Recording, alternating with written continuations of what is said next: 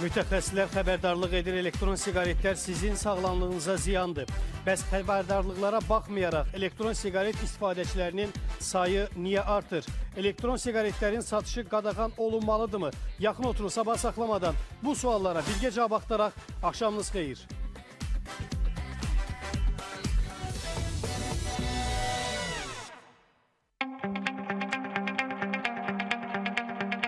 Səhiyyə Nazirliyi və Azərbaycan Qida Təhlükəsizliyi Agentliyi elektron siqaret və qəlyanların insan sağlamlığına zərər vurması ilə bağlı birgə məlumat yayıb.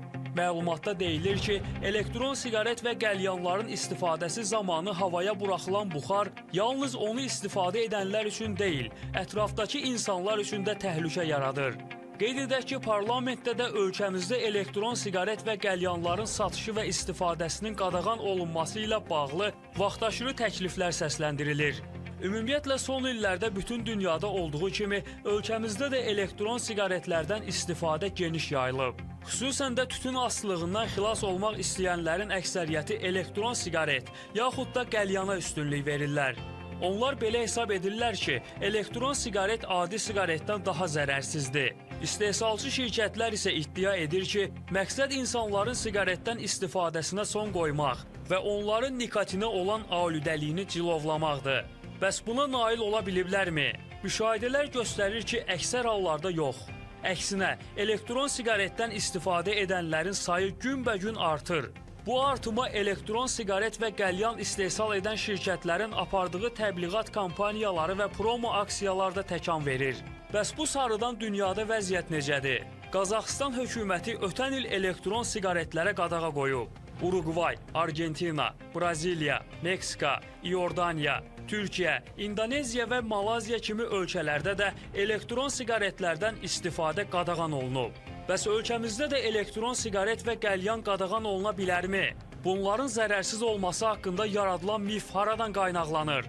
Ümumiyyətlə, elektron siqaretlər tütün asılılığından qurtulmağa kömək edirmi? Bugün sabaha saxlamadan bu və digər suallara aydınlıq gətirməyə çalışacağıq.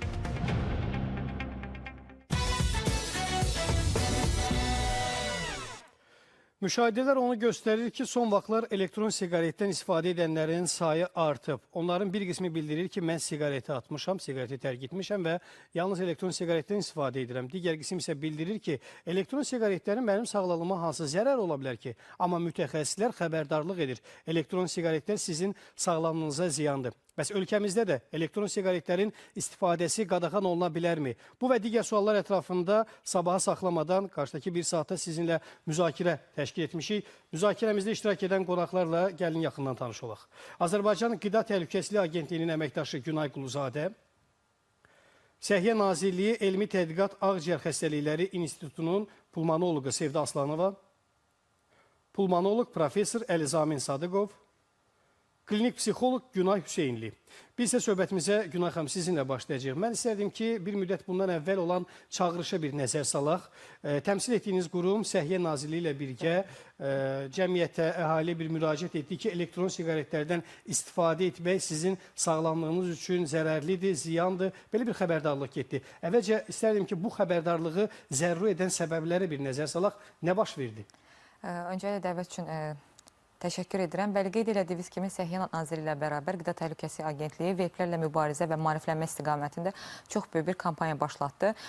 Öncəliklə bu hər kəsə məlumdur ki, artıq bütün geniş qlobal miqyasda veiblərin istifadəsi qadınlar, uşaqlar, yeniyetmələr, gənclər arasında sürətli şəkildə geniş yayılmağa başlayıb. Onların rəngarəng dizaynları, müxtəlif dadlandırıcılardan istifadə edilməsi və ən əsas da mən ənənəvi siqaretdən daha zərərsizəm imajı onlarda istifadəni daha çox sürətləndirməyə başladı. Burada eyni zamanda ona başlamaq istəyirəm ki, marketinq hilələri, strategiyalar çox ciddi öz rolunu oynadı. Hətta mən deyərdim ki, veiblərin istifadədə olunmasının əsas səbəblərindən biri də məhz budur ki, sosial şəbəkələrdə influencerlar tərəfindən, blogerlər tərəfindən və Hətta mən geyim markalarının bəziləri belə öz üzərlərində veyplər üçün xüsusi ciblər yaratmağa başladı. Hətta onları biz case anlayışı dediyimiz, onların xüsusi caseləri, qablaşdırmaları var və bu gənclər, yeniyetmələr arasında sürətlə yayılmağa başladı. Əsas digər səbəb isə biz ənənəvi siqaretdən danışan zaman tütünün hər zaman zərərlərindən, tütünün insan orqanizminə yaratdığı ciddi zərərlərdən bəhs edirik və onlar iddia edədilər ki, bizim tərkibimizdə tütün yoxdur, deməli biz zərərsizik. Bəs içərisində nə var? Əsas sual da buradan qaynaqlanır. Bilirik ki, asılıq yaradan ən güclü stimulaşdırıcı maddə nikotindir. Və veyplərin də tərkibinə, mayələrin tərkibinə baxsaq 4 əsas komponentdən ibarətdir. Əksəriyyəti nikotindir, propilen glikoldur, bitki gliserini və dadlandırıcı və aromatizatorlardan ibarətdir. Nikotin əgər olan bir məhsul hansı şəkildə asılıq yaratmaya bilər? Bu bir sual. Daha sonra isə digər müəyyən sənayelərdə istifadə olunan həmin o kimyəvi maddələrdir ki, onların tərkibində ehtiva olunur və qızdırıldıqda inhalyasiya şəkildə qəbulu insan sağlamlığında ciddi problemlər yaratmağa başlayır.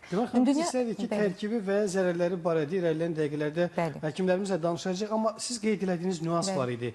Xanımlar və yeniyetmələr arasında artım ilə bağlı müşahidələriniz var. İstədim bu məqamın üzərində bir xüsusi vurğu edək. Əlbəttə. Ümumdünya Səhiyyə Təşkilatının bununla bağlı bir arayışı var. Arayışda qeyd olunur ki, veyplər 16 min müxtəlif dadlandırıcı ilə, hətta gəncləri belə yox, yeniyetmələri birbaşa hədəf alırlar. Bayaq adlarını sadalandırdığımız həmin o aromatizatorların müxtəlifliyi, rəngləri, qablaşmalı və biraz da yeniyetmələrin həmin dövrdə psixologumuz daha ətraflı danışır. Özlərini tanıma dönəminə uyğun olduğunu üçün veyplərdən istifadə bu şəkildə sürətli yayılır. Bir də ki, əsas veyplərin yayılmasının səbəbləri olaraq belə bir nüans var ki, tütündən və tütün məmulatlarından istifadə etdiyimiz zaman onların qoxuları evdə valideynlər və müəllimlər tərəfindən sürətli şəkildə aşkar olunur. Və elə uşaqlara nəzarət eləməyi ev şəraitində, istər təhsil müəssisələrində daha rahatdır. Amma veyplər, yəni əlvan qoxulu, xoş qoxulu və dadsız və qoxusuz olduğu üçün valideynlər tərəfindən nəzarət də burada biraz aşağı düşür. Hətta Günay xanım bir nümunələr çəkə bilərik ki, bəzi valideynlər də övladlarının həmin o elektron siqaretlərdən istifadə etdiyini bilirlər. Amma onun mahiyyəti və tərkibindən məlumatsızlar. Zərərsiz olduğunu düşünürlər. Çox gözəl hissəyə vurğuladınız. Hətta bilməyənlər belə qablaşdırılmaları əlbəttə ki, bizim öyrəşdiyimiz ənənəvi siqaretlərə oxşamadığı üçün valideynlər bəzən heç müşahidə edə bilmirlər. Və həqiqətən də tərkiblərini və zərərlərini bilmədikləri üçün də övladlarına çox ciddi şəkildə təsir etmirlər.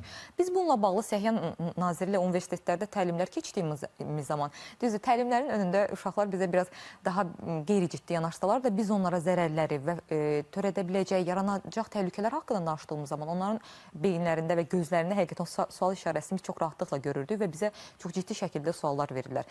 Qayıdaq bu təhlükə məsələsinə. Ümumdünya Səhiyyə Təşkilatı və eyni zamanda Amerikanın xəstəliklərin nəzarət və xəstəliklərin qarşısına alınması mərkəzi, yəni CDC-nin belə bir arayışı var ki, 2022-ci ildə aparılan bir araşdırma olub ki, artıq 13-15 yaş, bütün istifadə yaşını demirəm, 13-15 yaş arasında veyplərin istifadəsi 10%, 2023-cü il isə artıq bu yaş aralığında yeniyetmələrin faizi 14%-ə gəlib çıxır. Sevda xanım, istərdik ki, müzakirəmizi sizinlə davam edək. Biz gəlin siqaret və elektron siqaretlərin müqayisəsini aparaq. Bir qədər əvvəl Günay xanımla toxunduğu kimi və mənim də əlavə etdiyim kimi bir çox hallarda insanlar düşünürlər ki, və Səhiyyə Nazirliyinin də dəfələr üzərində yazılan yazıları var, xəbərdarlıqları var ki, siqaret çəkmək sizin sağlamlığınıza ziyandır. Amma elektron siqaretlə bağlı həmin o xəbərdarlıq olmayıb. Və ona görə də insanlar düşünürlər ki, bəli, elektron siqaretin tərkibində bir qədər əvvəl siqaretdə olan tərkib yoxdur, kimya maddələr yoxdur və ona görə zərərsizdir. İstərdim elektron siqaretlərin insan sağlamlığına, eyni zamanda ağciyərlərə təsiri barədə hansı təhlükələr var? Daha ətraflı bizə deyəsiniz. Salamlayıram hər birinizi. Deməli, Günay xanım da vurğuladığı kimi elektron siqaret də təbii ki, digər siqaret kimi, ənənəvi bildiyimiz siqaret kimi tərkibində nikotin maddəsi var və digər maddələr, indi sayacağım.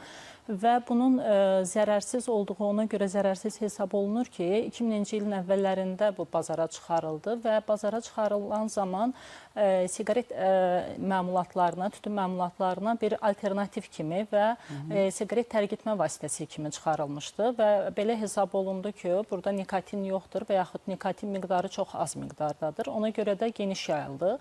Ancaq sonradan belə deyək də, hardasa 20 ilə yaxındır ki, istifadəsi baş verir və aparılan araşdırmalar, bizim gördüyümüz klinik кейslərdən biz bu aydın oldu ki, elektron siqaret də elə ənənəvi siqaret qədər təhlükəli və zərərlidir Deməli, tərkibində Günah xanım vurğuladığı kimi nikotindir, propilen glikol, bitki gliserini və digər aromat verici maddələrdir.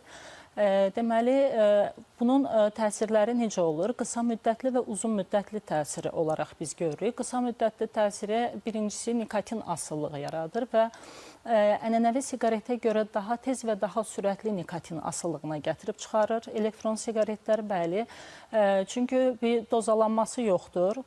Bir elektron siqareti, bir pufu istifadə edən zaman biz bilirik ki, ənənəvi siqaret paketlərində 20 ədəd olur. Bəli. Amma bir puf istifadə olunan zaman onun bir paketlənməsi, dozalanması yoxdur deyə birinin istifadə müddəti həm qısa müddətdə davamlı istifadə olunur və hardasa 50-60 ədəd ənənəvi siqaret çəkmiş qədər siqaret qəbul olunur. Və dediyim kimi, uzun dönəmdə isə ağciyərlərin xronik obstruktiv ağciyər xəstəlikləri, el arasında yayılan popkorn xəstəliyi, evali dediyimiz xəstəlik və digər emfizematoz ağciyər xəstəliklərindən gətirib çıxarır. Sevda xanım, mən istərdim ki, sizə müraciətlərə nəzər salaq. Son illərdə, xüsusən də son bir ildə sizə müraciət edən gənclərdə həmin o elektron siqaretlərin fəsadını yaşayan gənclərimizin sayı bəllidirmi və yaxud da ki, onların həmin o yaşadığı fəsadlar barədə bizə nümunələr çəkə bilərsinizmi? Son, bəli, 2-3 il ərzində bunların sayı artmışdır. Əsasən yeniyetmələrdə və xanım pasiyentlər çoxalmışdır elektron siqaret istifadəsi sonrası. Deməli, dediyim kimi, bəli, yaxınlaşıb bu xəstələr daha çox ağciyərlərin xronik obstruktiv ağciyər xəstəliyi və bəzi allergik reaksiyalarla, asma xəstələrində və digər xronik ağciyər xəstələri olanlarda kəskinləşmələrlə yaxınlaşıb bu xəstələr. Amma dünya praktikasında isə qısa müddətli təsirdə, qısa müddətli istifadə zamanı bizim evali dediyimiz ağır, nadir görülən və ağır gedən xronik ağciyər xəstəliklərini biz görürük. Deməli, bu xəstəlik isə ağciyərlərin hansı ki, tərkibində olan bu kanserogen maddələr, ultra incə partikullar, hissəciklər ağciyərin daha dərin qatlarına gedir və ağciyərlərdə ən xırda bronxiyollara qədər, ən kiçik hava yollarını belə tutub zədələnməsinə gətirib çıxarır. Yəni real nümunələr var ki, gənclər arasında bu, belə deyim, çətinliyi, bu problemi yaşayanlar var və onlar müraciət edirlər. Bəli, bəli, müraciət edirlər. Düzdür, Azərbaycanda bunun araşdırılması, elmi bir tədqiqat hələ aparılmayıb, amma dünya statistikasında 2020-ci ildən bu yana 2800 civarda bu evali görülmüş, hardasa 68 təsdiqlənmiş ölüm hadisəsi qeydə alınmışdı. Yəni, süni tənəffüs aparatına qədər gedib çıxan bir vəziyyət yaranır. Əzamin doktor, mən istərdim ki, sizinlə elektron siqaretlərin təhlükəsizliyi ilə bağlı elmi tədqiqatların nəticələrinə nəzər salaq. Bugün tibb elmi bu barədə bizə nə deyir və hansı xəbərdarlığın üzərinə xüsusi vurğu edir və altından çizir ki, buna mütləq riayət etmək lazımdır. Söhbət sırf elektron siqaretlərdən gedir. Yəni onu söyleyeyim ki, biz yani insanlarımız arasında, yeniyetmeler arasında bile bir mif yayılıb ki, bu zərərsizdir, bu ziyansızdır.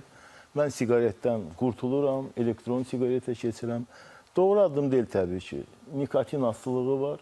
Hətta mən bayaq Sevda xanım söylədi, yəni bir şey əlavə edim ki, hətta ola bilər ki, orada yazılsın nikotin 0, yəni 0.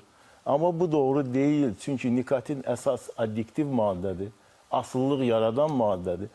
Əgər orada nikotin yoxdursa, demək olar ki, o insanın heç yəni aromata baxmayaraq, yəni yeganə olaraq elektron siqaretlərdə digər siqaret məhsulları kimi nikotin asılılığın yarada bilən nikotin maddəsidir. Doktor, yəni deyirsiniz ki, üzərində 0 yazılarkən yalandır, yəni buna da inanmaq doğru deyil. Bu, yəni bu 0 yazılsa da var tərkibində. Təbii ki, yəni onsuz mümkün deyil. Çünki ona yəni alışı düşər. Bu biznes maraqlarıdır. Təbii ki və bundan heç də yəni yararlanmaq lazım deyil. Bizim gənclərə tövsiyəmiz budur. İkinci bir məqam nədən ibarətdir? Mən onu söyleyeyim ki, yəni bu elektron siqaretlərin verdiyi bu harmful effektlər insan orqanizmində daha çoxdur. Nəinki bu ənənəvi siqaretlər. Çünki daha tez mənimsənilməsi ağciyərlər səviyyəsində. Daha düzdür, təbii ki, biz müqayisə zamanı 7000-ə yaxın ənənəvi siqaretdə xemikallar var, kimyəvi maddələr, burada 2000-dir. Nisbətən azdır, amma bizə bu heç bir zəmanət vermir ki, bizdə gələcəkdə baş verəcək problemlər olmasın. Yəni insan sağlamlığına təsir edə bilməsin. Yəni burada eyni zamanda kanserin də törənməsi gələcək. Düzdür, bizim qısa tariximiz var. Hələ bilmirik ki, elektron siqaretlər, məsələn, kanserin yaranma tarixi nədir? Ənənəvi siqaret çəkən insanın ən azı 25-30 il siqaret çəkmə anamnezi olmalıdır ki, onda hər hansı bir kanser törəməni izləyəsən. Amma bizim elektron siqaretlərin yaranma tarixi buna imkan vermir ki, bizdə hələ ki qiymətləndirək neçə kanserimiz, xəstəmiz yarandı bu elektron siqaretdən və kimlərdə nə baş verdi. Amma bayaq Sevdə xanım dedi, ən belə qısa çərçivədə mən bugün duymamışam, görməmişəm, mütəxəssis kimi bunu qiymətləndirə bilmərəm ki, bizdə EVALI hadisələri olub. Yəni EVALI dedikdə bu respirator bronxolitdir, yəni kiçik tənəffüs yollarının problemidir. Yəni görüntü olaraq KT görüntülərində bu popkorn ağciyər, belə bir həddən artıq kəskin tənəffüs çatılmazlığı və intensiv terapiya bloklarına müraciət və s. çox ağır vəziyyətlər. Bizdə müşahidə etməmişsiniz. Bizdə deyil bu, Amerikadan gələndir. Onlarda daha yaxşı öyrənilib məsələ. Bizdə bu öyrənilmir, amma bizim gördüyümüz nələr var? Bayaq söylədik kimi, məsələn, istənilən halda asma ataklarının artması insanlarda. Respirator xəstəliyi kimi mən bugün daha çox yeniyetmələr arasında, təbii ki biz emfizema, COPD onlar arasında bundan danışa bilmərik, amma yenə də olsun astım xəstələri ki var, əksər hallarda biz siqaret söylərkən bunlara adətən bizim asma xəstələrimiz sevməz belə kəskin siqaraları, daha yüngüllərinə üstünlük verərlər. Ona görə gənclər arasında daha çoxdur bu elektron siqaretlərdən istifadə edən şəxslərin sayı və onlarda da təbii ki simptomatik asmanın yaranması. Yəni bugün asma söylədikdə simptomların uzun müddət olmaması, remisiya və s. mümkündür. Yəni asmaya kontrol məsələsi var. Bu xəstələrdə adətən kontrol itir və onlar daim simptomatikdir, daim əziyyət çəkir, öskürək və digər problemlərdən əziyyət çəkirlər. Amma yenə də söylədiyim kimi bugün kifayət qədər satışı var. Yəqin ki, xanım bu haqda danışdı. Ölkədə satışı var.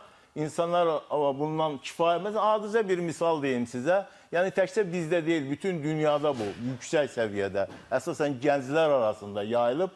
Təkcə ağciyər deyil, eyni zamanda inkişaf eləmiş o yeni yetmələrdə beyin problemlərinin, beynin inkişafdan qalma məsələləri var. Bunlar artıq alimlərimiz tərəfindən sübuta yetib. Bayaq o dediyimiz elmi tədqiqatlar artıq bunu sübut edir. Bəli, bəli. Yəni bu tədqiqatların nəticəsindən gələn məlumatlar. Təkcə bu deyil, eyni zamanda təkcə xanımların söylediyi maddələr deyil, ağır metallar. Birbaşa inhalyasyon yolla ən dərin hissələr, ultra belə hissəciklərin daxil olması nəticəsində ağciyərdə ciddi zədələrin yaranması və təbii ki, eyni zamanda kanserin yaranması mümkündür. Belə insanlarda... Doktor, baxın, bu qədər təhlükə varkən, niyə görə insanlarda belə bir təsəvvür var ki, elektron siqaretlər zərərsizdir? Yaxşı, bu hansı mənbədən qaynaqlanır? Nədən qaynaqlanır ki, insanlar məhz elektron siqaretlərin zərərsiz olduğu mifinə inanırlar? Yəni, bu mifi yaradan insanlar arasında mən elə gəlir ki, kampaniyalardır. Yəni, bu elektron siqaretləri satan kampaniyaların böyük marağı var. Çünki bu çox böyük paralardır, çox böyük gəlir mənbəyidir firmalarda. Ona görə düşünürəm ki, müəyyən direktiv addımlar atılmalıdır ölkə daxilində, mütləq qaydada.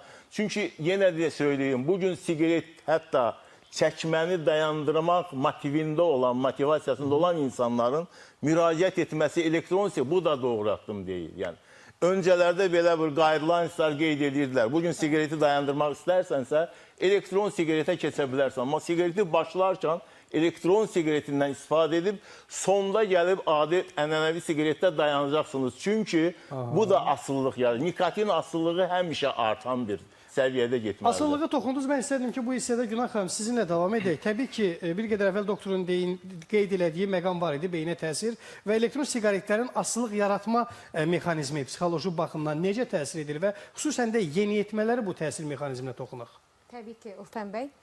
Bəli, çox doğru hal-hazırda bu mövzunu qeyd edərkən hər birimiz vurğulayırıq ki, bu ən çox yeniyetmələr arasında daha çox böyük vüsət tapıbdır. Niyə?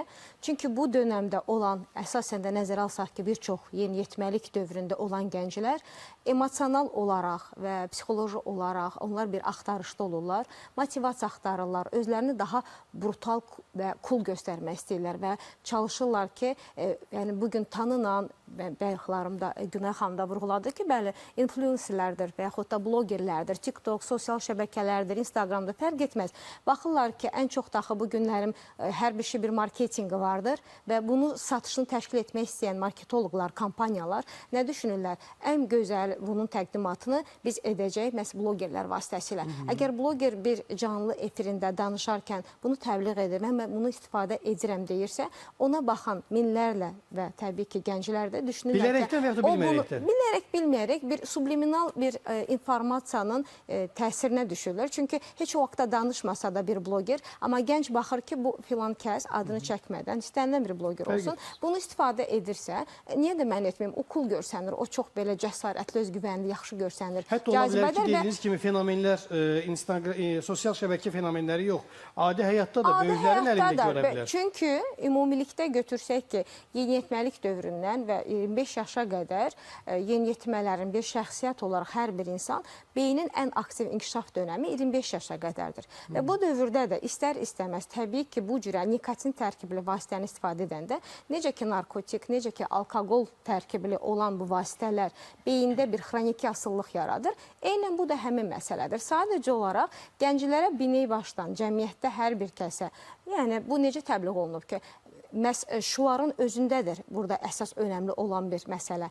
Beyinə şuuraltı olaraq yürüdülüb ki, siz məhz bunun amalı, biz bunu istehsal etdik və sizə təqdim edirik. Axı dünyada aktualdır, düzdürmü? Tütün məhsulu satılır, üzərində yazılıb ki, bu ziyandır. Amma Səhiyyə Nazirliyi xəbərdarlıq edir, siqaret çəkmək sizin sağlamlığınıza ziyan. Ziyandır, amma sizə seçim verilibdir, düzdürmü? Ağlınız var, seçim edin, etməyin, məcburiyyət yoxdur. Amma birdən belə alternativ, həm görünüşcə, həm dadca, həm rəngarəng bir şəkildə həm də yazı da yoxdur. Və yazı da yoxdur və siz bundan azad olacaqsınız və baxanda ki, öndə gedən, tanınmış, məşhur və hər hansısa bir kimsə özündən yaşca böyük bunu edirsə, mən də bunu etsəm, bu mənə yaxşı təsir edər, yaxşı görsənərəm və həm də siqaretdən, yəni belə deyim, azad olaram. Amma yeniyetmələr axı belə baxanda çox da böyük bir hələ də təcrübəsi yoxdur. Uzun müddətli bir xroniki hələ tütün istifadəçisi deyil. Onlar daha çox bunu ona görə edirlər ki, göstəriş üçün, daha maraqlı görsənmək üçün. Əziz tamaşaçılar, mütəxəssislər elektron siqaretlərin ziyanından, zərərindən danışırlar. Bəs ölkəmizdə onlar qadağan olunmalıdırmı?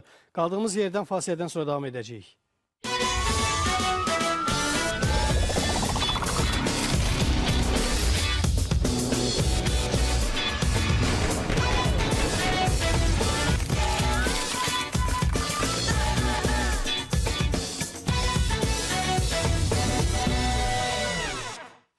Sabah saxlamadan elektron siqaretlərin zərərindən danışırıq. Ölkəmizdə qadağan olunmalıdırmı? Suallar ətrafında müzakirəmiz davam etdirir. Sevda xanım, mən istəyirdim bir məqama toxunaq. Bir qədər əvvəl Günay xanımın qeyd etdiyi bir nüans var idi ki, biz də bunun demək olar ki, şahidi oluruq. Siqaretlərin üzərində yazı var ki, Səhiyyə Nazirliyi xəbərdarlıq edir, siqaret çəkmək sizin sağlamlığınıza ziyandır. Amma elektron siqaretlərin biz bu qədər zərərindən danışırıqsa, niyə üzərində bu xəbərdar edici məlumat yoxdur?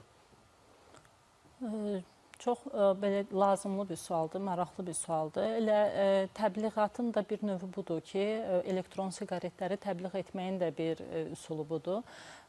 Düzdür, ənənəvi siqaret çəkənlərdə nə qədər də yazılsa ki, bu sağlamlığa ziyandır, yenə də bunu geniş şəkildə istifadə olunur. Ancaq bu elektron siqaretlərdə düşünürəm ki, buna bağlıdır ki, yayılmasının, gənclər tərəfindən də, yeniyetmələr tərəfindən də əlçatan olmasının, daha çox alınmasının, istifadə olunmasının yol açır, təmin edir bu üzərində yazılmaması. Və mənim bildiyim qədərilə heç bir qurum tərəfindən nəzarət olunmur bu elektron siqaretlərin buraxılışına, satılışına. Yəni, bu da bir səbəbdir. İndi yəqin ki, Günay xanım bununla bağlı bizə daha... Günay xanım da fikrini soruşmasıdır. Günay xanım, baxın, biz bir qədər əvvəl qeyd elədik ki, valideynlərin belə hətta bir çoxları düşünürlər ki, elektron siqaretlər zərərsizdir. Sadə bir buxardır, amma həkimlər də qeyd edir, siz özünüz də qeyd elədiniz ki, beynəlxalq təşkilatlarda, ölkəmizdə olan həkimlər də zərərlərini qeyd edirlər, tərkiblərində olan zərərli maddələri qeyd edirlər. Əgər bu qədər zərər varsa, biz niyə həmin o məhsulların üzərində xəbərdarlıq qoya bilmirik, yerləşdirə bilmirik, o yazını görmürük? Bayaq Sevda xanım yaranma tarixlərindən danışdı. Çox gənc bir məhsullardır və elmi araşdırmalar bütün istiqamətlər demək olar ki, aparılmayıb. Düzdür, bugün ciddi elmi araşdırmalar var bununla bağlı. Hətta dünya ölkələri belə tərəfindən ciddi addımlar atılıb. Məsələn, dünyada 39 ölkə veyplərin və elektron siqaretlərin satışını qəti qadağan edir. 82 ölkə isə bununla bağlı müəyyən tənzimləmələrlə satışına icazə verir. Amma öyrənildiyi qədər öyrənilməyən hələ hissələr də var. Araşdırmalar, tədqiqatlar bu istiqamətdə geniş aparılır. Öyrənilənlər bizə bəs etmirmi? Yəni, hər halda o ölkələr qadağan ediblərsə, demək ki, bir təhlükə vardır. Bütün ölkələrin praktikasında, təcrübəsində qadağalara gələnə qədər müəyyən bir zaman və müəyyən bir addımlar gedir. İlk öncə burada maariflənmədir. Birinci biz bilməliyik, maariflənmə hissəsinə geniş yer verməliyik ki, nəyi, niyə istifadə etməməliyik. Və bu maariflənmə hissəsində də ən çox həmişə diqqət etdiyim hissə budur ki, maariflənmədə bizdə biraz, necə deyim, dar hissələr var, olmazla bitmir. Yəni, əslində biz yeniyetmələrə, gənclərə və istifadə edən insanlara bu kimi xırdalıqlar sizin verilişləriniz vasitəsilə və sosial şəbəkələr və bəlkə də digər şəxslərin vasitəsilə ötürməliyik ki, bunların içərisində nələr var? Necə ki, siqaretlərin, ənənəvi siqaretlərin üzərində o yazı olsa belə, insanlar istifadə edir. Artıq bu da biraz seçimə getməlidir. Amma yenə də dediyim kimi, gənc məhsul olduqlarına görə və marketinq strategiyası o qədər güclü istifadə olunub ki, bunları biraz qırmaq hələ ki zaman alır. Deyirsiniz ki, maariflənmə marketinqi uduzur bu məqamda. Xeyr, deməzdim, amma yəni ki, daha maariflənmə işinə daha yeni başlanılıb. Mən əminəm ki, sizin sayənizdə, bütün vasitələr sayəsində Səhiyyə Nazirliyi, Qida Təhlükəsizliyi Agentliyi bu istiqamətdə geniş şəkildə maarifləndirmə işi aparır və əminəm ki, bir nəticə olacaq. Doktor, mən istədim bir məqama toxunar. Əgər ki, elektron siqaretlərin üzərində bu xəbərdarlıq edici məlumat olarsa, bir qədər əvvəl siz dediyiniz kimi, əgər yeniyetmə başlayıbsa elektron siqaret istifadəyə, bəlli bir vaxtdan sonra ənənəvi siqaretə keçəcək. Amma ən azından valideyn görə bilər, həmin o yeniyetmə özü bilər ki, bu onun sağlamlığına ziyandır. Ən azından seçim qalar qarşısında. Amma bugün o yeniyetmədə, onun valideyni də, yeniyetmənin dostu da, yaxınları da rahatdırlar ki, bunun zərəri yoxdur. Amma əslində qalanda doğru deyil bu. Doğru, yanlış anlamdır. Çünki yəni burada problem nədən ibarətdir? Yəni birinci növbədə bayaq dedik, siqaretlərin üzərində təhlükəli barədə məlumat var, burada yoxdur. Yəni nədən bu doğru, nereden gəlir bu bütün bu problem? Sanki nəyi düşünmək lazımdır? Yenə də marketinq maraqları üstələyir bütün vəziyyətləri və ikinci bir məqama toxunmaq istərdim. Daha az diqqət var nərədəsə. Bütün dünya ölkələrində elektron siqaretlər sanki belə deyək də bir anlam yaranıb, bir mif yaranıb. Nəinki aşağı eşelonlarda, aynı yuxarı eşelonlardadır. Yəni dövlət səviyyəsində, yuxarı səviyyələrdə hardasa bunu çox ciddi qəbul etməmək. O da bir mövzudur. Yəni hardasa bir qərar verilməsi, hardasa bir direktiv, bir addımların atılması ki, bu ziyanlıdır və s. və s. Bayaq dedik, tədqiqatlar barədə, düzdür, tədqiqatlar davam edir və kifayət qədər bu gün məlumatlar var ki, bu zərərlidir. İnsan necə ola bilər ki, nikotin tərkibli hər hansı siqaret, digər nikotin məhsulu insan orqanizminə ziyan etməsin. Necə ola bilər? Bu tamamilə absurd. Yəni bunun üçün neçə il gözləməliyik, nə qədər vaxt keçməlidir ki, biz bugün övladlarımızın, yeniyetmələrimizin, gənclərimizin göz qarşısında məhv olmasının şahidi olaq və ondan sonra hansı addım ataq? Yəni ona görə təkcə cəmiyyətin deyil, təkcə insanlarımızın deyil, eyni zamanda yuxarı dövlət səviyyəsində, dövlət orqanları mütləq problemə cəlb olunmalıdır və müəyyən addımlar atılmalıdır ki, həqiqətən də cəmiyyətdə bu məhsulların insan sağlığına ziyanı var və onların işlədilməsi yol verilməzdir. Günay xanım, baxın, bir qədər əvvəl biz toxunduq bir balaca bu mövzu var, amma mən istərdim ki, yeniyetmə bu məhsuldan, elektron siqaretdən istifadə edəndə, ondan asılı qalanda hansı proseslər baş verir? Yəni, həmin o elektron siqareti yeniyetməyə desək ki, məsələn, bir ayda istifadə edilir və yaxud da ki, 6 ayda, 1 ildir, olmaz, ziyandır. Asıllıq yaradığında o hansı hala düşəcək? Təbii ki, dərhal kompulsiya olacaq, impulsiv olacaq. Çünki artıq beynin neyron sistemində bunu dəfələrlə, aylarla, illərlə istifadə edirlər. Başlanğıcda bir yeniyetmə bunu başlayanda nə üçün edir? Stres atıram, yorğunluğumu atıram, bu mənə rahatlıq gətirir. Amma bəlli bir müddət sonra onun istifadəsi əks bir fəsad verməyə başlayır. Daha aqressiv, daha kompulsiv olur və daha hər şeydə bir qədər tədirgin olmağa başlayır, hətta yuxusuzluğa və depressiyaya qədər sürükləyə bilər. Çünki bu birbaşa beynin neyron sistemini, onun sinir sistemini pozur və psixoloji, emosional təsir edici faktorlar vardır. Və bəlli bir zamandan sonra, bəli, bayaqdan qonaqların da vurğuladığı kimi, bəli, tərkibində onun, bu veyblərin, həmin bu elektron siqaretlərin içində olan bu istər-istəməz tərkib, nikotin qeyri-mümkündür ki, asıllıq yaratmasın. Və bəlli bir zamandan sonra mən burada bizi dinləyən ümumiyyətcə izləyicilərə də, əsasən də yeniyetmə valideynlərə səslənirəm ki, çox diqqətli olun, yəni laqeyd yanaşmayın. Çünki bəlli bir zamandan sonra o nikotinin təsiri zəifləyir və xroniki bir proses baş verəcək və o artıq daha güclü bir təsir istəyəcək və belə bir məqamda nə baş verir? Artıq yüngül narkotik vasitələr, hətta alkoqol və buna qədər gedib çıxacaq və bəlli bir zamandan sonra bir asıllıq get-gedə daha xroniki Doktorun bir dərin qədər asıllığa əvvəl qeyd çatacaq. elədiyi məqam, əgər yeniyetmə elektron siqaretdən başlayıbsa, bunun növbəti ünvanı ənənəvi siqaret olacaq. Bəli, ənənəvi siqaret olsa yaxşıdır, amma ənənəvi siqaretdən də ağır olan bir xroniki asıllıq olan, yüngül adını çəkmək istəmədim, narkotik vasitələrə Yəni vəziyyət elə kritik həddə gəlib çatır ki, biz ənənəvi siqaret olsa belə yaxşıdır deyə bilirik. Hətta o dərəcədə. Çünki yüngül narkotikanın da sonu, özünüz də bilirsiniz ki, mən illərdir asıllıq üzrə mütəxəssis olaraq çalışıram və bugünkü gün, yəni bir asılı, xroniki bir xəstəlik, bir psixologiyasına sahib olan insanın başlanğıcı yüngül narkotik vasitədən başlar ki, dünyada, Avropada satışı cəzi olunur, o da bir marketinqdir. Təbii ki, bu günləri mən bizi izləyənlərə səslənərək demək istəyirəm ki, ümumiyyətcə xalq olaraq çox diqqətli olaq. Çünki bir xalqı ümumiyyətcə məhv etmək üçün ilk öncə onun sağlam düşünən, zehni, beyni, ağılı, yəni gücü, qüvvəsi oradadır. Əgər bugün bizim yeniyetmə gənclərimizi biz qorumasaq, genofond məhv olacaq. Çünki sağlam düşünməyən, aqressor bir insanın gələcəkdə, belə deyək, evladlarının tərbiyəsindən tutmuş, hətta hələ bir sağlam bir evlad dünyaya gətirəcəklərmi, ona qədər gedib çatır. Niyə? Çünki təəssüflər olsun, bugün bir çox oturduğumuz yerlərdə, bu günlərimiz şəhərdə, bir çox kafe, restoranlarda təəssüflər olsun ki, artıq xanımlar belə bunu bir vərdişə çeviriblər. Bu nə deməkdir? Yəni, bir daha təkrar edəcəm, bir kul görsənmək üçün, bir özünə imici olaraq, artıq ona qədər. Niyə? Müxtəlif oradakı olan o dadlar, o görüntü bir aksesuara da hətta çevrilib. Çünki biney başdan belə bir stereotip yaradılmışdır ki, bu ziyansız bir şeydir. Bu sizin ancaq siqaretdən imtina etmək üçündür. Əslində isə səbəb o deyil. Yəni, belə deyəndə, bugünkü biz müasir bazarda bilirik ki, marketoloqların əsas bugünkü məqsədi bir ideologiya ortaya qoyurlar, o ideyanı satırlar və insanlar o ideologiyanı alırlar. Təəssüflər olsun ki, bir çox insanlar, əsas da yeniyetmələr, axtarışda olduqları məqam, əsasən də emosional boşluqda olanda hər daim valideynlərə səslənirəm. 7 və 12 yaş arası evladlarınıza çalışın, aktiv bir həyat yaşadın. İdmanla məşğul olsunlar. İdmanın bir çox növləri var. Ondan başqa yaradıcı, yəni bir tərəfi bacarığı varsa, yaradıcılıqla məşğul olsun ki, beyin sağlam şəkildə inkişafını həyata keçirsin, sağlam seçim edə bilsin. Ünsiyyət qurun, kommunikasiya qoyun. Evladlarınızın, yəni bugünkü gün seçimlərində sağlam ünsiyyət önəmlidir ki, siz yəni yaxşını pisdən seçməyi göstərməlisiniz, öyrətməlisiniz. Amma bu da bir ilk öncə valideyn özündən başlayır. Siz valideynlərə məhz seçimlə bağlı tövsiyələr etdiniz. Mən istərdim ki, bir valideyn xəbərsizdir övladının elektron siqaret çəkməsindən. Övladı ondan gizlədir və yaxud da ki, valideyn bilir ki, zərərlidir, ona görə gizlədir. Valideyn necə bilə bilər ki, övladı elektron siqaretdən istifadə edir?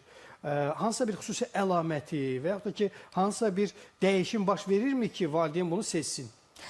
Bəlli bir zamandan sonra, əgər birdən belə evladı ümumiyyətcə mən aslı və həm aslı psixologiyası ilə ümumiyyətcə məşğul olarkən hər daim sual verirlər ki, biz necə bilə bilərdik ki, evladımız artıq narkotik və yaxud da alkoqol aslısıdır.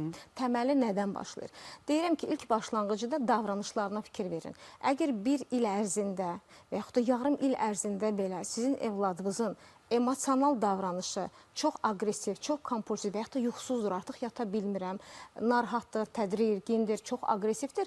Buna laqeyd qalmayın. Yəni bir hansısa bir üsulla diqqətli olsanız bəlkə də tapa bilərsiniz, bəlkə də görə bilərsiniz. Amma inanın ki, əmin olun ki, gecə ya tezi valideyn onu görəcək, şahidi olacaq. Bir il ərzində, 2 il ərzində bu çox uzun müddət çəkə bilməz. Yəni, sadəcə diqqətli olmaq lazımdır. Diqqətli olacaq. Yaxın müqayisə apardığınız alkoqol içkilərdən asıllıq, eyni zamanda narkotikdən asıllıq. Yəni onlarla elektron siqaretlərin asıllığını eyniləşdirmək olarmı?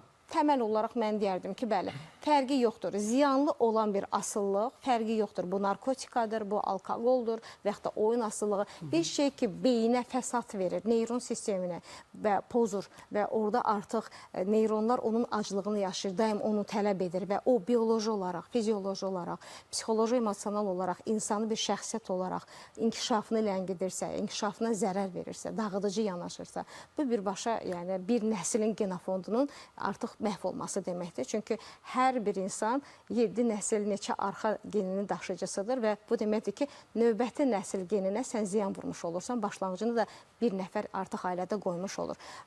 Yenə də evladlarınıza diqqətli olun, çalışın, nəzarət edin. Ən azından ətrafında, yenə deyirəm, bəlkə belə bir metodika söyləyə bilərəm ki, hansısa dostlarına yaxşı bir münasibət qurun, ünsiyyətiniz olsun ki, onun üçün də bir hardasa avtoritet bir valideyn olsanız, bəlkə də hardasa öyrənə bilərsiniz, soruşa bilərsiniz ki, mən bunu bilmək istəyirəm. Bəlkə də hansısa bir dostu onu satıb deyə də bilər, sözün yaxşı mənasında ki, hə, sizin oğlunuz, dostum bunu istifadə edir. Ən azından primitiv belə bir üsul deyə bilər. Bəli, Günay xanım, baxın, adaşınız qeyd edir ki, valideynlər diqqətli olmalılar. Lakin ondan əvvəl də Günay xanım qeyd elədi ki, bəzən təəssüf hissi ilə qeyd edilir ki, hansısa bir məkana gedirik, restoranda olsun və yaxud da ki, hansısa bir kafeteriyada olsun, ora daxil olanda biz görürük ki, xanımlar istifadə edirlər. Əlbəttə ki, xanımlar arasında valideynlər də var. Demək ki, onlar ya bunun zərərinə məlumatlıdırlar və yaxud da ki, məlumatsız deyirlər. Siz bir qədər əvvəl yeniyetmələrlə söhbətlərinizi qeyd ediniz. Bəs xanımlarla, böyüklərlə həmin o maarifləndirmə işi aparılarkən hansı geri dönüşləri alırsınız, hansı reaksiyalar alırsınız? Növbəti mərhələmizdə tam olaraq bu istiqamətdədir. Bilirsiniz, bugün dövrümüzü sosial şəbəkələr çox təəssüf ki, rahatlıqla idarə edirlər. Əslində bu məlumatları, yəni axtardığımız məlumatları həm əldə etmək çox asandır, həm də axtarmadığımız məlumatları əldə etmək çox asandır. Ona görə bu istiqamətdə biz hər zaman gənclərdən də görüşən zaman, yəni son sözüm olur ki, xahiş edirəm sizdən, biz buradan ayrılandan sonra 2-3 dəqiqənizi ayıraraq özünüzün veyplər və elektron siqaretlərlə bağlı bir kiçik bir araşdırma edin. Yəni kiminsə sözünə görə yox, bəlkə bizə ola bilər ki, biz rəsmi qurum nümayəndələri, bəzən uşaqlar heç bizləri də bu istiqamətdə sevmirlər. Necə ki, onlara hər zaman nəsihət edən insanlara o yaş dönəmində psixoloqumuz daha yaxşı bilər. Valideyn gözü qismində baxıb çox da dinləməyə meyilli deyirlər. Amma bu istiqamətdə özləri araşdırmalar eləsə, özdə çox rahatlıqla bunların zərərlərini görə bilərlər. Eyni şəkildə xanımlar da. Müəyyən səbəblərdən istifadə edirlər. Yenə də dediyim kimi, həmin xanımlar da ailələrində iyləri yoxdur, qoxuları yoxdur, zərərlərini bilmirlər. Yəni, tendensiyalara qoşulurlar, dəb halına gətirirlər. Bəs bunları biləndə hansı reaksiya verirlər? Bunları biləndə ilk sualları olur ki, filan qədər müddət istifadə edirəm, necə ata bilərəm? Necə artıq demək ki, asıllıq yaranıb. Və asılıq yaranıb və gənclər arasında o suallar məni də həqiqətən narahat elədi ki, deyirlər ki, mənim ağciyərim, bədən orqanlarım hansı vəziyyətdədir? Yəni, o suallar artıq onları da narahat edir. Bu əslində yaxşı bir qorxu psixologiyası. Çünki qorxu çox güclü bir idarə edən bir əslində gəncləri qorxudaraq yox, onları maarifləndirərək bu istiqamətdə biz özümüzə tərəfdaş axtarırıq əslində. Günay xanım, təəssüflər olsun ki, ümumiyyətcə dünyada çox bir önəmli bir qorxu hissinin gücü vardır. Düzdür, baxır sağlam qorxu var. Bəzən onu biz doğru şəkildə istifadə edəndə yararlı xeyirli tərəfində görürük. Elə zaman var ki, həqiqətən də bir yeniyetməni qorxu psixologiyasından qorxutduqda istər-istəməz psixoloji bir düşünəcək, analiz edəcək. Çünki təəssüflər olsun ki, bir çox insanlar yaxşı, yəni mülayim şəkildə bir fikri söyləyəndə o qədər təsir etmir. Amma insanın instinktiv olaraq ölüm qorxusu vardır. Özünü müdafiə mexanizmi Özümlə bağlı, sağlamlığımla bağlı mənə bir şey olar, bir xəstəliyə düçar olaram, müalicə ala bilmərəm və s. və s. O hiss sağlam bir qorxudur. Çünki sağlam qorxu insan üçün çox önəmlidir. Özünü müdafiə mexanizmi, sağlam qalmaq, həyatda yaşaya bilmək, mübarizə aparmaq. Dedikdə o onlara çox yaxşı da təsir edir. O baxımdan məncə bir o da metodikadır. Bəli, qorxu psixologiyası önəmlidir əlbəttə. Qorxu psixologiyasını verən zamanda amma əslində onlardan dəstək istəmək, o da məncə bu istiqamət önəmlidir. Qısa keçmişə qayıtmaq istəyirəm. Mart ayının 13-də Belarusiyanın Minsk şəhərində ilk dəfə 16 yaşlı bir xanım veypdən dünyasını dəyişdi. Bəli, onun dünyasının dəyişmə səbəbləri elmi tədqiqatlarda araşdırılır hazırda, amma rəsmi qurumlar bunun ölümün səbəbinin veypdən olduğunu aşkarladı. Biz bunları nümunə göstərir və bundan biraz da keçmişə qayıtsaq, Rusiyada yeniyetmələr arasında popkorn xəstəliyi aşkarlandı. Popkorn xəstəliyi haqqında Sevda xanım məlumat verdi ki, orada desitil maddəsi var ki, popkorn xəstəliyinin adı da məhz bununla qaynaqlanır. İlk dəfə aşkarlanıb popkorn istehsal edən bir zavodun işçiləri arasında Popkorna yağ dadını verən desetil maddəsi uzun müddətli inhalyasiyaya səbəb olduğu üçün həmin işçilər arasında popkorn xəstəliyinin yaranmasına gətirib çıxartdı və həmin maddədə məhz bu veyplərin içərisində. Baxın, biz bu qədər nümunələr çəkirik, doktor, amma hələ də bu elmi camiyyədə və yaxud da ki, beynəlxalq təşkilatlar tam təsdiq edib, etməyib ifadəsini də işlədirik. Yaxın, belə nümunələr var. Əgər ki, kimsə elektron siqaretin dünyasını dəyişib, rəsmlərin açıqlamaları da belədir. Yəni müdaxilə edə bilərəm. Buyurun, təbii ki. Yəni popkorn sənayesində çalışıb, ondan sonra xəstəlik yaranıb. Təbii ki, bu deyil. Yəni popkorn anlamı nədən irəli gəlir? CT görüntülərində, yəni kompüter tomoqrafi görüntülərində bu insanlarda kiçik tənəffüs yollarının kapanması sanki bir popkorn mənzərəsi yaradır. Popkorn anlamı oradan gəlir. Yəni mütəxəssis kimi mən bunu deyə bilərəm.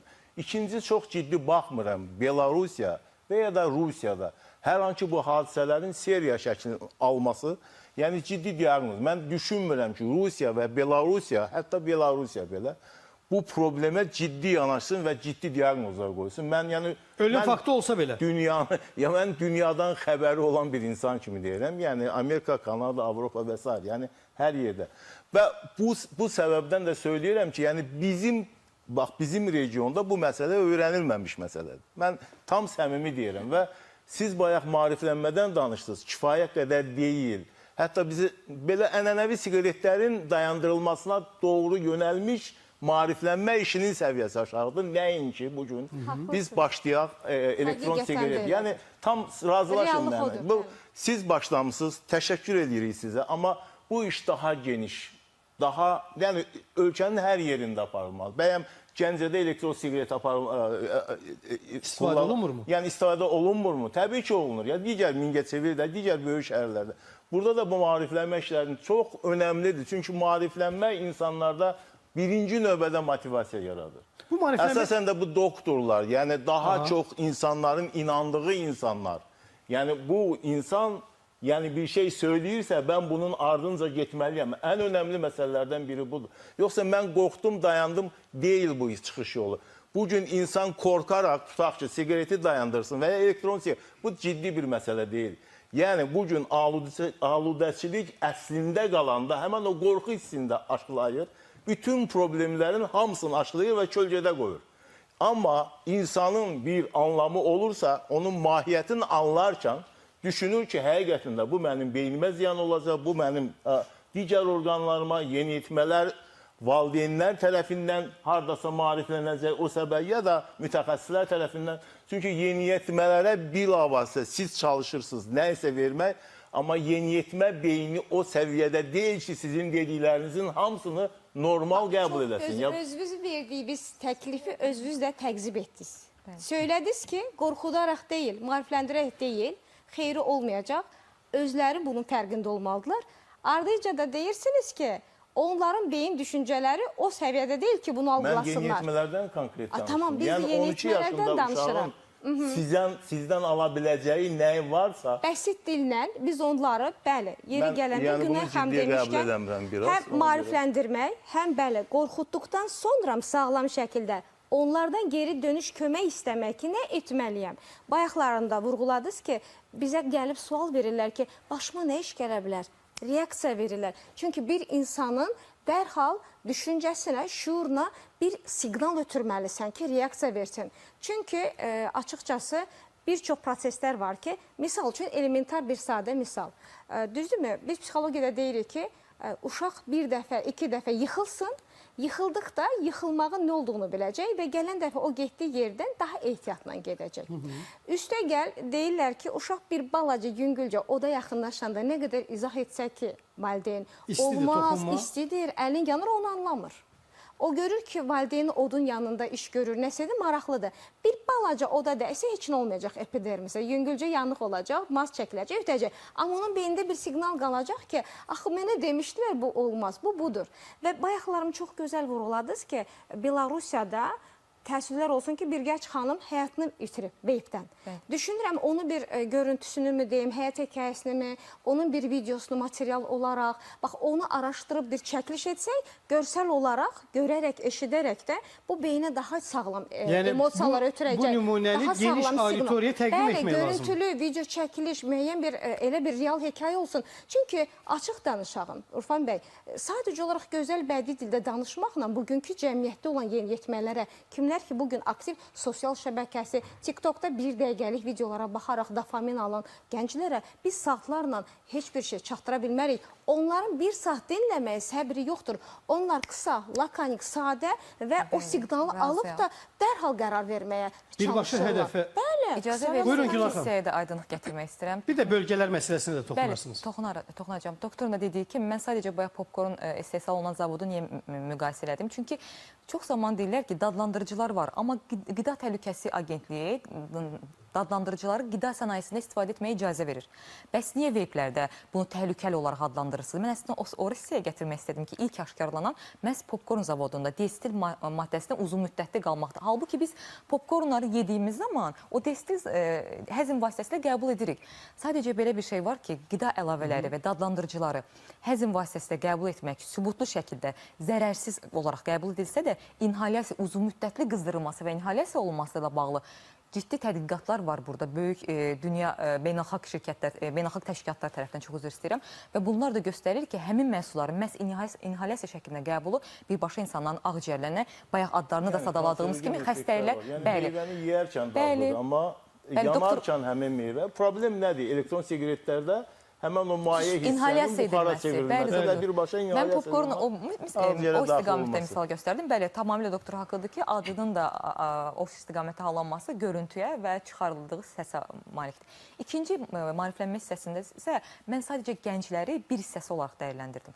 Əlbəttə biz müəllimlərə, valideynlərə və əlimizin çatan və ya gənclərin çata bildiyi, onların da istifadə edə bildiyi hər kəsə səsimizi durmağa çalışırıq. Siz qeyd etdiniz, bir dəqiqəlik videolar, risklər həm Səhiyyə Nazirliyinin, həm Qida Təhlükəsizliyi Agentliyinin bütün sosial şəbəkələrində həmin o bir dəqiqəlik müxtəlif rəngli şəkildə deyim, o marketinq strategiyasına biz də artıq ayaq uydurmuşuq. O istiqamətdə yəni əl çata bildiyimiz qədər çatmağa çalışırıq. Günah xanım, bəs real görüşlər necə? Məsələn, bir qədər əvvəl doktorun qeyd elədiyi kimi bölgələrdə, digər şəhərlərdə real görüşləriniz olurmu yeniyetmələrlə, xanımlarla? Yeniyetmələrlə onsuz da olur, xanımlarla nəzərdə tutulub. Hətta hamilə qadınlarla bağlı qısa zaman sonra düzdür, mövzusu başqa olan bir görüşümüz olacaq, mütləq ki, orada da toxunulacaq və çox məşhur simalar, hətta gənclərin kumir olaraq adlandırdığı idmançılar olsun, bunlar da bizə qoşulurlar, onlarla görüş keçiririk ki, bizim səsimizə səs olsunlar. Əlbəttə ki, doktorun dediyi kimi bir nəfərin və bir qurumun, iki qurumun görəcəyi bir iş deyil. Maariflənmə elə bir şeydir ki, gərək bütün cəmiyyət burada ayağa qalxsın. Əlbəttə, hamımız birimizə, məsələn, siz kütləvi informasiya vasitələri bu istiqamətdə dəstək olur, səsimizi çatdırırsınız daha geniş kütləyə. Doktorun da dediyi kimi, hətta regionların ən ucqar hissəsinə gəlib çıxa bilirik. Bu vasitəsilə, yəni bu vasitələ. Sevda xanım, bir qədər əvvəl bir məqam üzərində həm Günay xanımın, həm də doktorun, belə deyim, demək olar ki, əslində ortaq bir nöqtə var idi, amma istiqamətlər üzərində bir kiçik bir mübahisəsi, müzakirəsi yarandı. Amma istədim sizin də mövqeyinizi öyrənim. Necə düşünürsünüz? Burada maarifləndirmə prosesi hansı istiqamətdə getməlidir? Məsələn, həkimlər özləri bu maarifləndirməni qorxu üzərində mi daha üstünlük təşkil etməlidir, yoxsa informasiya üzərində olmalıdır ki, istifadə edən insan zərəri anlasın? Təbii ki, əslində qorxu ilə də bir uzlaşma nöqtəsi olacaq. Sizin fikriniz necədir bu məsələyə? Deməli, vəziyyət belədir ki, mən doktorun sözünə qüvvət, nəyə görə biz tək qorxu psixologiyası ilə, çünki bizə gələn xəstələr, hətta ənənəvi siqaretin fəsadları ilə gələn, ağır gələn, ağciyərlərin xronik obstruktiv xəstəliyi, emfizema ilə, hansı ki, belə deyək, bir qurtum havaya möhtac olan xəstələr yanında siqaretlə gəlirlər. Və biz əslində o xəstələrə vaxtında gələndə izah edirik ki, bu periodları keçəcəksiniz, oksigendən asılı vəziyyətə düşəcəksiniz, reanimasiyaya düşəcəksiniz, belə deyək də ən ağır vəziyyətlərə qədər gəlib çıxacaqsınız və hətta o mərhələləri onlar özləri yaşayırlar. Ancaq tək yaşamaları belə, o vəziyyətə düşmələri belə hər zaman bəhs eləmir ki, o asılılıqdan qurtulsunlar, belə deyək, siqaret istifadəsini tərk etsinlər. Yəni ona görə də tək qorxu təbii ki, maariflənmə geniş şəkildə, kütləvi şəkildə aparılmalıdır. Psixoloqların iştirakı ilə aparılmalıdır. Biz öz növbəmizdə hər həkim öz xəstələrimizə, bizə müraciət edən pasiyentlərə biz hər dəfəsində maariflənməni aparırıq da, izah eləyirik, nəticələri nə olacaq, fəsadları nə olacaq. Amma tək qorxu psixologiyası ilə də biz bu nəticələri ala bilmirik. Yəni xəstə oksigendən asılıdır. Oksigen Yox, tək balonu qorxu demək. Həm maarifləndirmə, eyni həm də zamanda dediyiniz kimi maariflənmə, qorxunu da qura qatsa, bu ikisinin də təsir etmədiyi pasiyentlər yəni, olur hər mu? yerdə həmin insanlar, cəmiyyət hər yerdə bunu görməlidir. Siqaretin zərərlərini görməlidir. Tək bir kanalda yox, həm sosial şəbəkədə, kompleks şəkildə olmalıdır ki, bəlkə bir nəticə əldə eləyə bilərik. Doktor deməli, yəni daha üst təbəqələr tərəfindən bu aparılsa daha gözəl nəticə. Tamaşaçılarımızın yazdığı mesajlara nəzər salacağıq. Verilişdəki mütəxəssislər cavab verə bilərmi ki, hansı siqaret daha təhlükəlidir? Elektron siqaret yoxsa ənənəvi siqaret? Buyurun Bəndən doktor. başlamaq istəyirsən, mən söyləyim, hər ikisinin effekti təxminən düzdür. Mən onunla razılaşa bilmərəm ki, ənənəvi siqaretdə kimyəvi maddələrin sayı qat-qat üstündür.